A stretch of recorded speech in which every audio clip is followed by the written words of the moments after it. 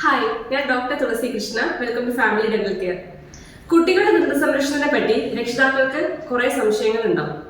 ആദ്യമേ അറിയേണ്ടത് കുട്ടികളുടെ വായിൽ പാൽപ്പല്ലുകൾ 13 വയസ്സ് വരെ നിലനിൽക്കും. അവരുടെ വളർച്ചയുടെ ഏറ്റവും പ്രധാനപ്പെട്ട ഒരു കാലഘട്ടമാണിത്.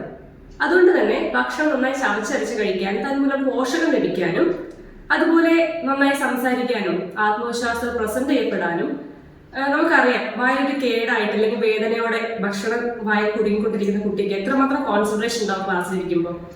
അപ്പൊ അവരുടെ ഒരു പൂർണ്ണമായ വികാസത്തിന് വേണ്ടിയിട്ട് അവരുടെ വായിലെ കേടുകളോ അല്ലെങ്കിൽ പല്ലിന്റെ സംരക്ഷണമോ അത്യാവശ്യമാണ്. കുട്ടികളുടെ വായിൽ കേട് വരാതിരിക്കാൻ ഫ്ലൂറൈഡ് പോലെ ട്രീറ്റ്മെന്റുകൾ ചെയ്യാം. ഇനി കേട് വന്നിട്ടുണ്ടെങ്കിൽ അത് വേദനയിലേക്ക് പോകുന്നതിന് മുന്നേ തന്നെ അടച്ചു കൊടുക്കാം. ഇനി വേദനയായിട്ട് പഴുപ്പൊക്കെ വന്നിട്ടുള്ള പല്ലാണെങ്കിൽ അതിന് നമുക്ക് റൂട്ട് കനാൽ അല്ലെങ്കിൽ കുട്ടികളുടെ പൾപെക്ടമി എന്ന് പറയുന്ന വേര് ചികിത്സ അത് ചെയ്യാം. പൾപെക്ടമി എന്ന് പറഞ്ഞാൽ കേട് വന്ന പല്ലിന് അവിടെ മാത്രം ആരോപിച്ചുകൊണ്ട് ആ ഇൻഫെക്റ്റഡ് ആയിട്ടുള്ള പൾപ്പിനെ എടുത്ത് മാറ്റി അവിടെ വേറെ മെറ്റീരിയൽ വെച്ച് അടക്കുന്ന ഒരു പ്രൊസീജിയറാണ്. വളരെ സിമ്പിൾ ആയിട്ടുള്ള പ്രൊസീജിയറാണിത്. ഇതിന് ഉപയോഗിക്കുന്ന മെറ്റീരിയൽ പല്ലിന്റെ വേരിനോടൊപ്പം തന്നെ ദ്രവിച്ചു പോകുന്നതാണ്. അതുകൊണ്ട് ഒരു സമയത്ത് പാൽപ്പല്ല് പൊഴിയും. അതിനെപ്പറ്റി പിന്നീട് സംശയിക്കുകയോ അല്ലെങ്കിൽ ആവലപ്പെടേണ്ട ആവശ്യമില്ല.